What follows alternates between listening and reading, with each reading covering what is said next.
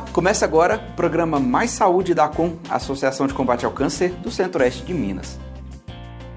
Olha, hoje nós recebemos aqui no estúdio o Dr. Lívio Santos Cunha. Ele é cirurgião de cabeça e pescoço aqui na ACOM e ele vai falar um pouco sobre a sua palestra e o que foi falado no segundo simpósio de oncologia. Foi um evento muito bacana, com riquíssimas informações e que nesses próximos minutos nós carinhosamente levamos até vocês para que vocês também se informem a respeito de o que fazer para se prevenir essas várias doenças que acometem então a cabeça e pescoço. O programa Mais Saúde está começando agora e, é claro, eu conto com a sua participação.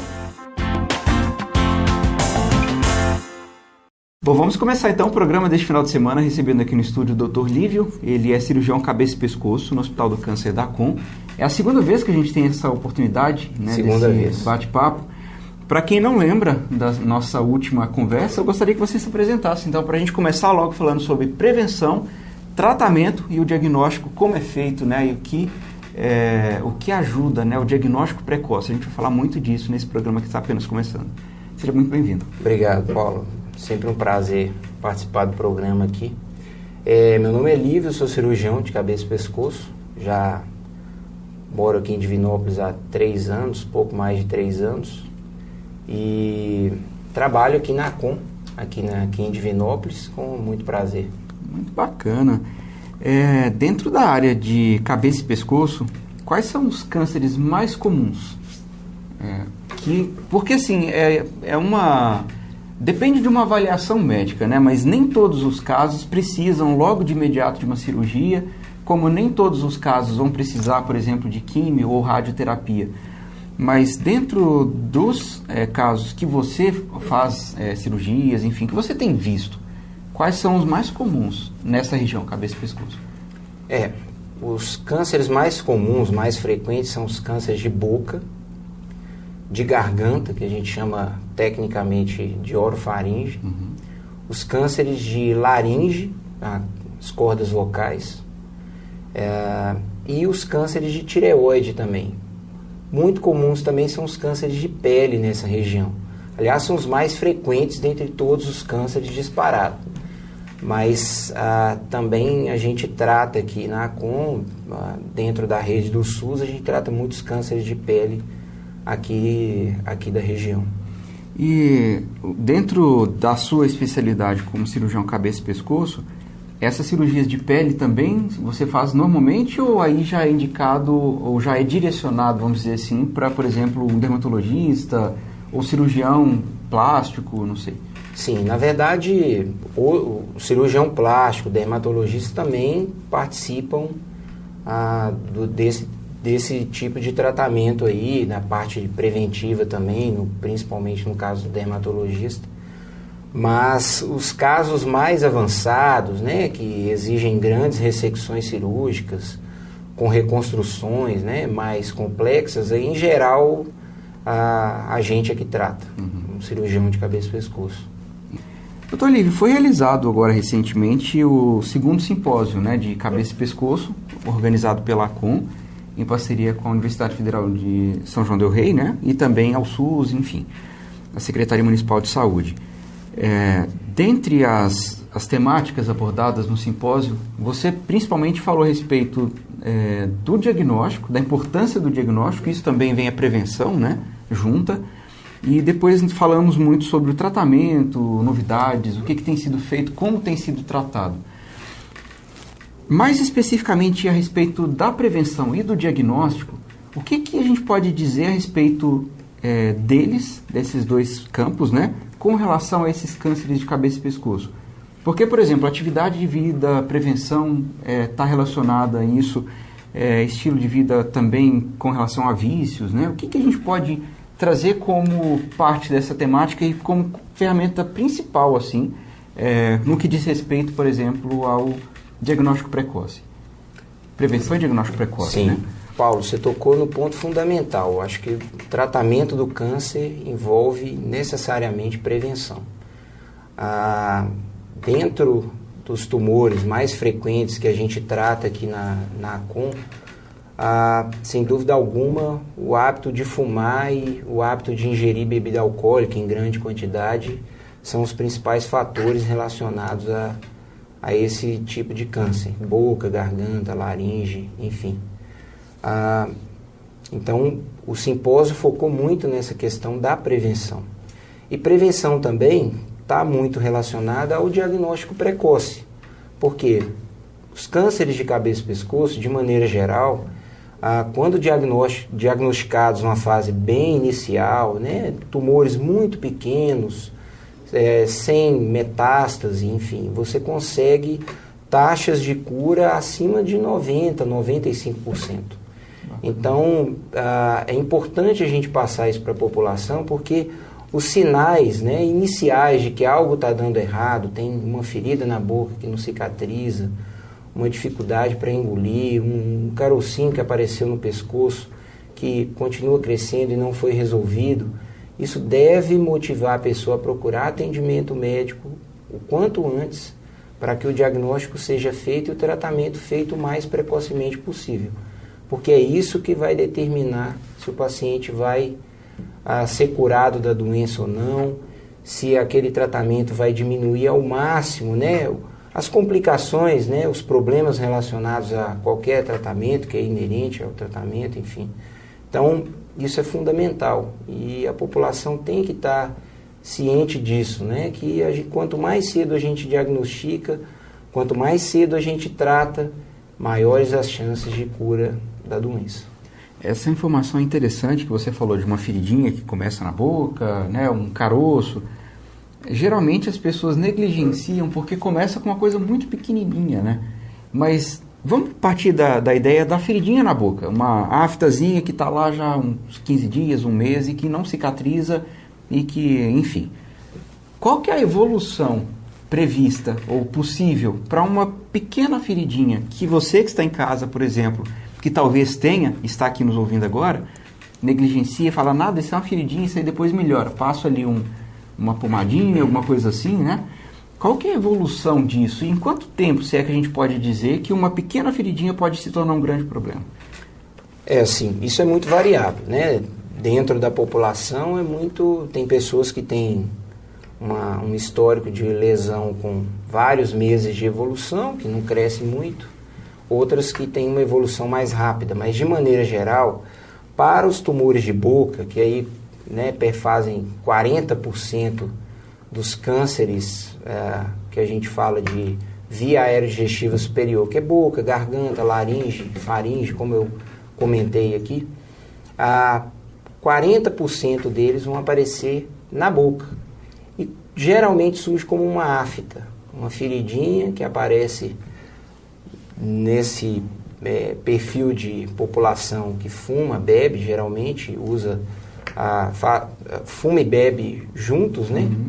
E que evolui com um crescimento contínuo, que pode sangrar, a pessoa vai, passa uma pomadinha, como você mesmo disse, tenta escovar, não melhora, não cicatriza, e a gente costuma passar para a população que essas feridas que não cicatrizam, não se resolvem em até 3 semanas, devem ser biopsiadas. Então, aftas que não se resolveram por conta própria, em até 3 semanas, 20 dias, procurar um dentista, procurar um clínico, procurar um especialista para poder fazer o diagnóstico adequado e realizar o tratamento precoce. Entendi. Mas diferentemente das aftas que doem, às vezes doem muito, essas feridas também têm dor ou não?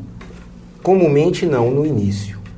Costumam começar como uma lesão que não incomoda muito, até por isso muitos negligenciam o problema, né? Deixam para lá. Mas a grande questão é que as aftas benignas, elas se resolvem com 1 semana, 2 semanas. Já um câncer de boca, não. Então, a tendência dele é continuar crescendo progressivamente até que chega um ponto que causa maior incômodo, dor, dificuldade para engolir, ou chama atenção porque logo em seguida a pessoa acaba evoluindo com um caroço, um nódulo no pescoço, que na verdade já é uma metástase daquele câncer que começou na boca. Então, a gente precisa tratar mais precocemente. Quando a afta surgiu e não resolveu num prazo curto de tempo, procurar já fazer o diagnóstico com o seu médico, posto de saúde, é possível fazer isso, que é uma biópsia de uma lesão de boca, é algo muito simples de ser feito, pode ser feito em qualquer lugar, não precisa de anestesia geral, não precisa de bloco cirúrgico. Dentro do próprio consultório do dentista, do médico, você consegue fazer o diagnóstico perfeitamente e isso agiliza muito o tratamento do paciente. Até ele chegar no centro especializado para fazer o tratamento, se ele já vier com uma biópsia, com um diagnóstico já afirmado, isso adianta muito a vida do paciente, né? Então, isso também é importante ser dito, né? E o câncer de boca, ele não necessariamente, eu imagino, mas ele é uma doença que está relacionada ao... Por estar relacionada ao tempo de exposição ao tabaco, ao álcool, né? É uma doença que ela já acontece em pessoas mais idosas ou não tem uma relação com isso? É, sem dúvida alguma, uma doença que acontece em pessoas com uma faixa etária comumente acima de 50 anos de idade. 50, 60 anos de idade. Porque é o famoso colher os frutos, né? Fumou exatamente. A vida inteira, chega um ponto que o corpo... Quanto maior o tempo de exposição, então quanto mais anos a pessoa passou de vida fumando ou bebendo, ou os dois. Os dois, né? Que é até pior, né?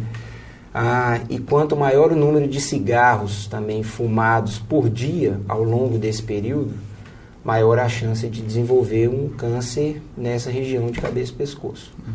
E também é importante a gente falar, infelizmente, foi disseminada a cultura, a ideia de que o cigarro de palha é melhor ou menos pior do que o cigarro de filtro.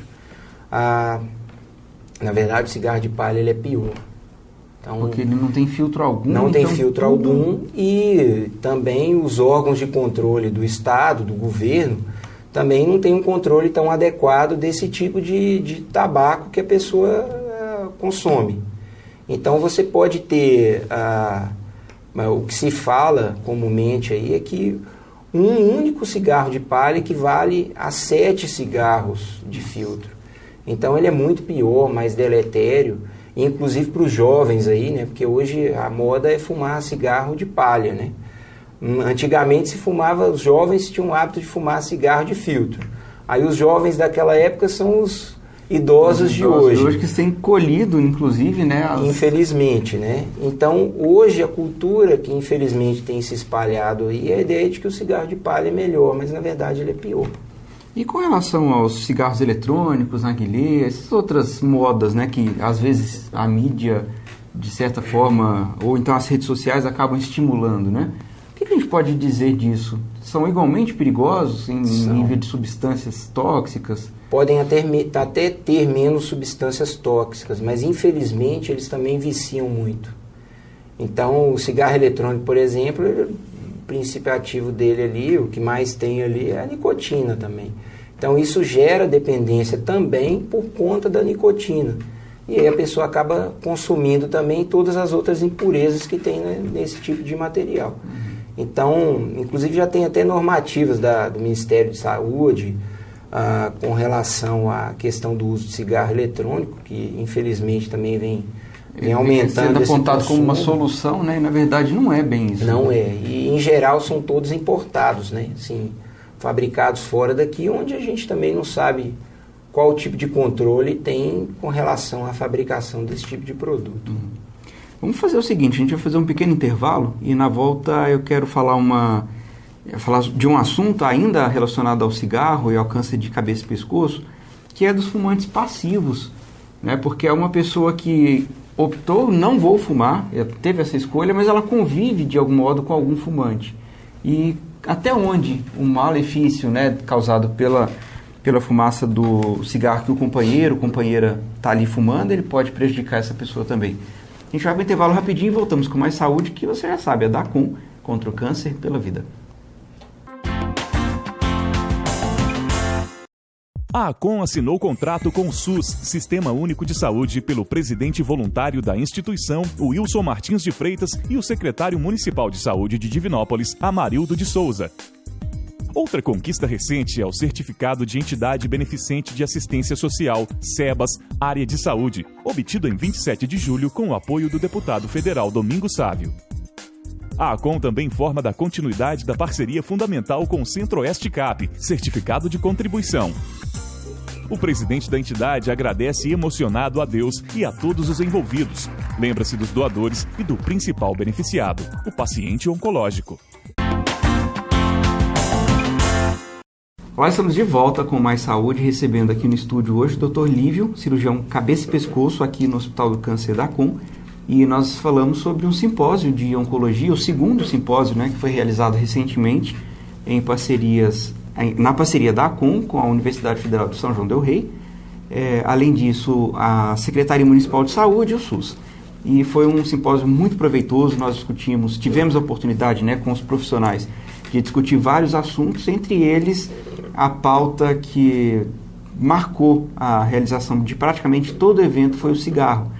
E o primeiro bloco do programa, da mesma forma, né, a gente falou muito sobre o cigarro porque ele é o principal causador, é um dos principais. O cigarro e o álcool, então, né, Dr. Lívio, nem se fala o tanto que potencializa, né, o prejuízo que aquilo causa. E nós falamos antes do intervalo a respeito dos fumantes passivos, falando dos fumantes, né, o tanto que isso é prejudicial, mas no caso de um fumante passivo, uma mulher que, por exemplo, o marido fuma, ou o contrário, ou uma senhora em que o filho ou alguém fuma em casa e que convive diretamente com aquilo. Até onde essa fumaça indireta também é prejudicial? Tão prejudicial quanto. Claro que salva as devidas proporções, mas é muito prejudicial porque geralmente o fumante passivo convive com o tabagista ao longo da vida toda, por muitos anos ao longo da vida.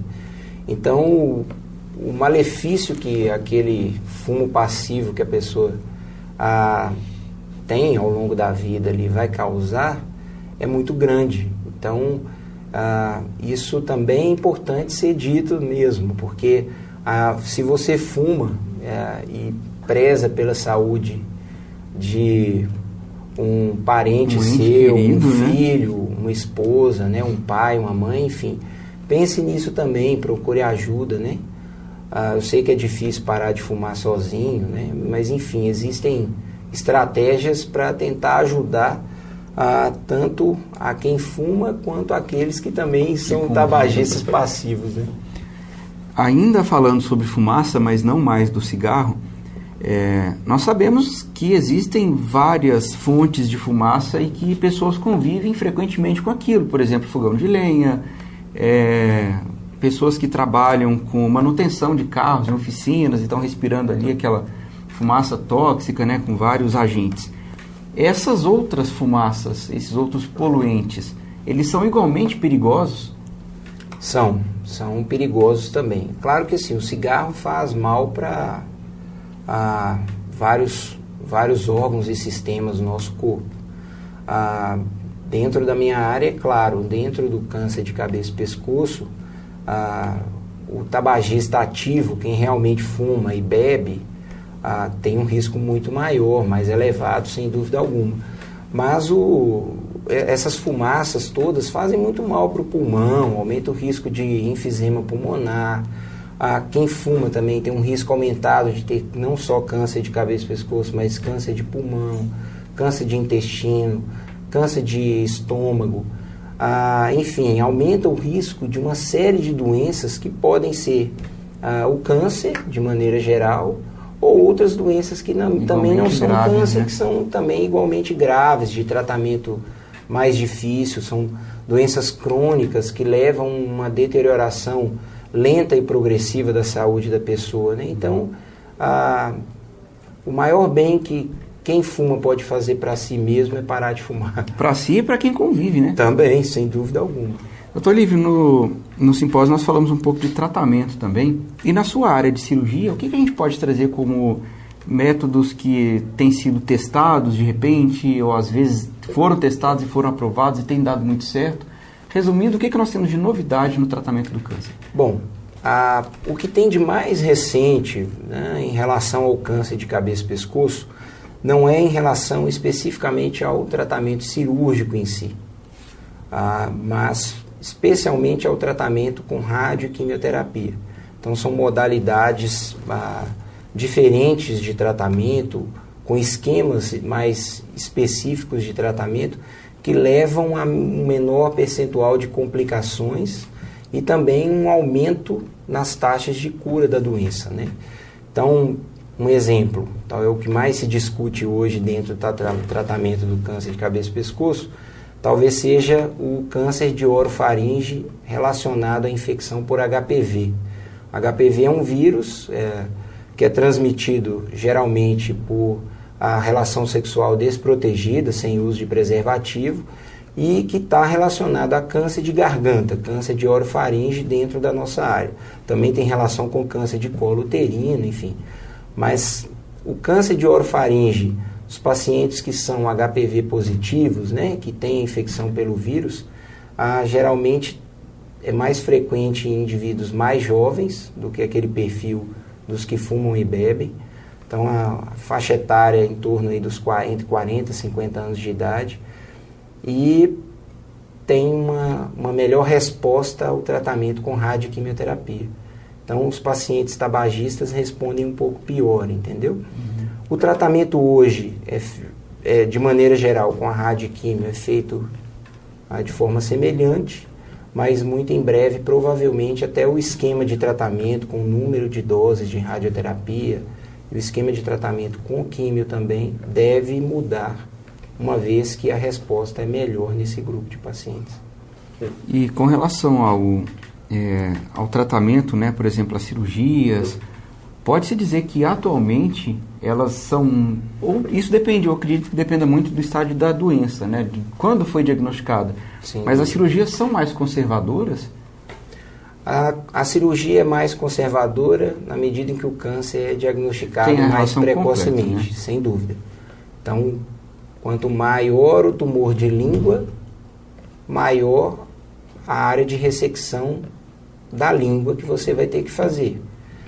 Se o paciente tem uma metástase pequenininha no pescoço, a gente consegue fazer uma ressecção com uma preservação maior de nervos e estruturas no pescoço do que a pessoa que já tem uma metástase mais volumosa no pescoço.